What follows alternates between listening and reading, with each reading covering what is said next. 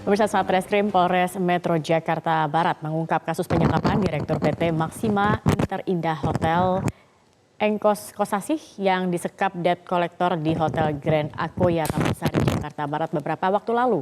8 pelaku berhasil ditangkap petugas, di mana pelaku AB yang merupakan bos debt collector dilumpuhkan petugas lantaran melawan saat akan ditangkap. Kasus ini dilatar belakangi permasalahan kontrak proyek renovasi hotel senilai 31 miliar antara PT Maxima Interindah Hotel dengan PT Telekomunika yang diwakili pelaku US. Pelaku US menyewa jasa debt collector dengan surat kuasa untuk melakukan penagihan terhadap korban. Dari tangan 8 pelaku, polisi menyita barang bukti kendaraan pelaku berupa mobil dan 6 sepeda motor, 6 alat komunikasi dan berkas administrasi kepengurusan proyek renovasi hotel. Untuk mempertanggungjawabkan perbuatannya, ke-8 pelaku debt collector dijebloskan ke jeruji penjara Polres Metro Jakarta Barat, di mana mereka disangkakan pasal 333 KUHP dan pasal 368 KUHP terkait merampas kemerdekaan orang lain dan pemerasan dengan ancaman pidana di atas 5 tahun penjara.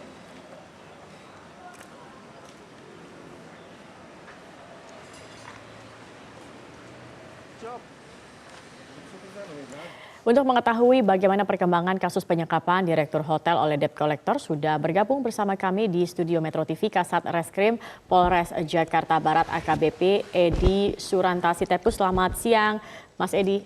Selamat pagi, Mas Edi. Maaf. Baik, Mas Edi. Kalau kita melihat tadi akhirnya 8 orang begitu ya. Kemudian apa saja perkembangan atau informasi terbaru dari penyidikan kasus ini sendiri? Jadi perlu kami jelaskan terkait dengan penangkapan preman, aksi-aksi premanisme, yaitu ya para tersangka ini kan melakukan penyekapan terhadap salah satu direktur utama PT Maxima, Bapak Engkos Kosasih. Kami sudah menangkap ya 8 orang dan kemudian kami menyita barang bukti bahwa dalam perkara ini ke-8 tersangka itu memang benar-benar melakukan penyekapan, mengintimidasi dan memaksa Pak Engkos ini yang tadinya utangnya 100 juta, itu dipaksa menandatangani menjadi 250 juta. Dan itu dalam tekanan dalam arti kata ada yang menekan secara psikologi, ada yang melakukan kekerasan sehingga korban mau menandatangani. Intimidasi apa yang didapatkan oleh korban? Intimidasi bahwa 7 orang ini udah dibagi-bagi perannya, ada yang berperan menjadi orang baik, nah, salah satunya yang berperan jadi baik, kemudian yang lainnya itu menekan, memberikan ancaman-ancaman kekerasan kalau dia tidak menandatangani, maka akan berakibat fatal bagi korban. Oke, nah 7 orang ini kan kemudian kemarin ditangkap, plus 1 orang lagi akhirnya juga ditangkap, yaitu direktur dari PT Leasing yang mempekerjakan. Dari yang orang terakhir ditangkap ini sendiri, apa ancamannya dan bagaimana perannya? Dan tersangka AB ini kan salah satu direktur ya PT Haiswa Jaya Sentosa. Inilah yang mempekerjakan 7 orang yang melakukan penyekapan terhadap saudara Engkos. Ini kita tangkap keesokan harinya pada saat dia melarikan diri dan kita ketahui dia menggunakan kereta api. Kita tunggu di stasiun di daerah Jakarta Timur. Dan pada saat kita tangkap, kemudian kita bawa yang bersangkutan ke Polres dan dalam perjalanannya melakukan perlawanan sehingga kita lakukan tindakan tegas terhadap yang bersangkutan. Baik, berarti ini memang arahan langsung dari AB ini sendiri. Nah, 7 orang ini sendiri, mereka ini memang sindikatkah atau memang orang-orang yang hanya dipekerjakan sesekali untuk menagih utang-utang ini sebagai debt collector? Kalau dari pemeriksaan yang kami lakukan, hasilnya bahwa ke-7 orang ini merupakan anak buah dari Pak AB. Ada 60 lagi anak buah Pak AB 60 totalnya. Yang dipekerjakan oleh yang bersangkutan, dan kebetulan yang mendapatkan tugas untuk melakukan pengamanan ataupun melakukan penyekapan terhadap Engkos Kosasih ini adalah yang 7 orang itu. Nah, dari catatan Anda, Pak Edi, apakah ini kasus satu-satunya atau ada laporan-laporan lain terkait dengan PT Leasing yang sama ini sendiri? Untuk sementara yang kami tangani dengan laporan PT Leasing yang sama baru ini, tapi kami sedang mempelajari semua dokumen-dokumen yang kami sita dari perusahaannya, bahwa itu ada beberapa perusahaan yang menggunakan jasa beliau.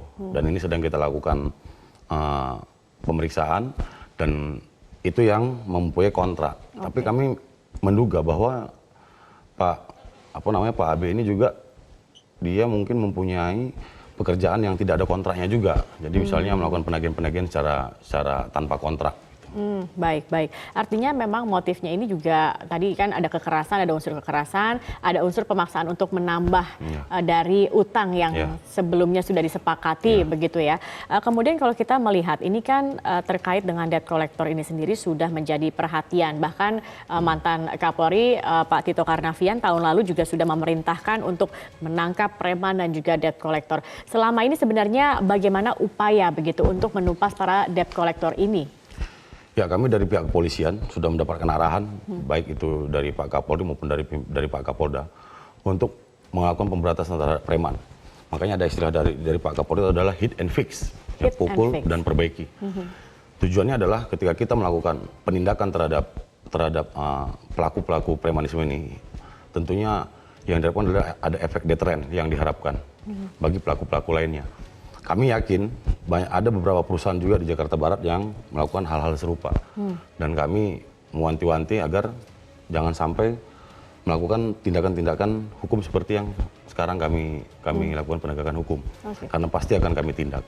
Dan kami juga berharap kepada masyarakat agar membantu pihak kepolisian apabila mengalami hal-hal seperti ini, mau melaporkan kepada pihak kepolisian. Kalau tidak, kami tidak tahu apakah ada masyarakat yang mengalami intimidasi atau hal seperti ini. Ada kendala tidak dalam menumpas para preman debt collector ini sendiri? Saya kira tidak ada. Kami juga sudah beberapa kali melakukan tindakan hukum terhadap para preman di wilayah Jakarta Barat. Dan ketika masyarakat mau bekerja sama, mau melaporkan dan berani melaporkan, pasti kita bisa melakukan penindakan terhadap premanisme. Oke, Pak Edi, kemarin itu mungkin hanya satu dari sekian banyak kasus yang pernah kita dengar begitu ya. Dari mulai kasus tindakan seperti misalnya nomor telepon yang ada di HP korban ini kemudian di WhatsApp atau diberikan pesan singkat, kemudian diancam begitu, hingga juga kekerasan-kekerasan yang dilakukan.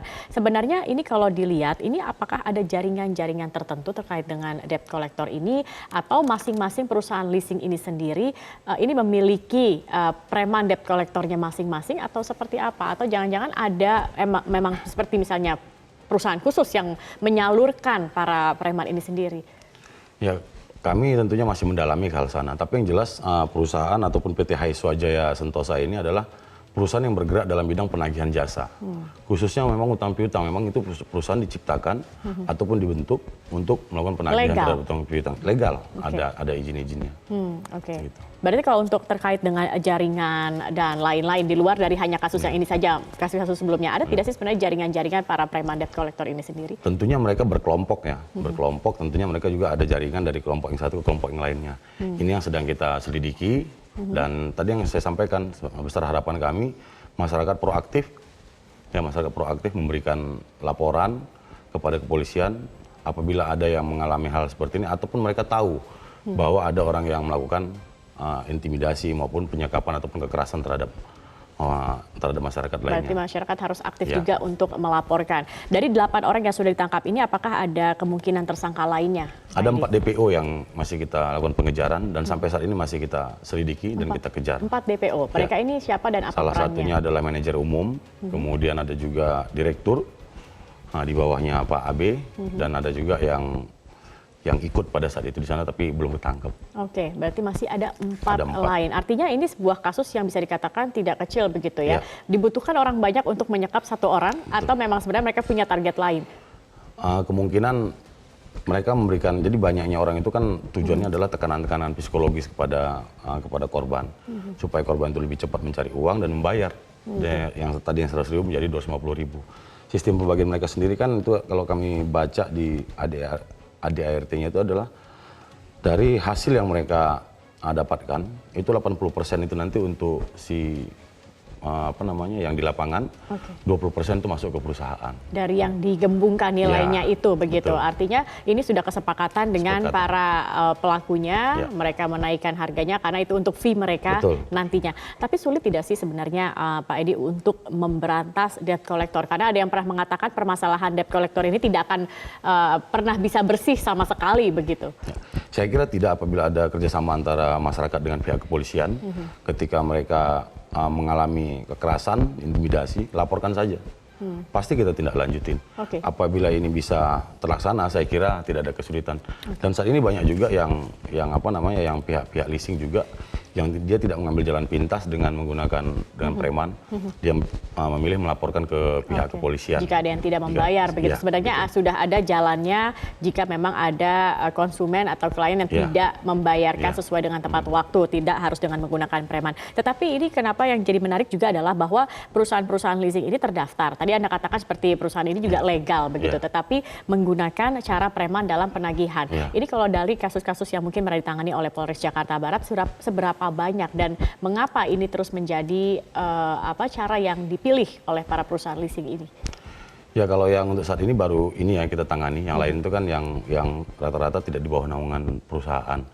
Dan saya kira dengan dibentuknya perusahaan PT Haiswa ini salah satu untuk menampung para penagih-penagih tersebut, penagih-penagih ilegal tersebut atau penagih hutang pada masyarakat tersebut untuk dikumpulkan di salah satu perusahaan. Oke, itu salah satunya begitu ya.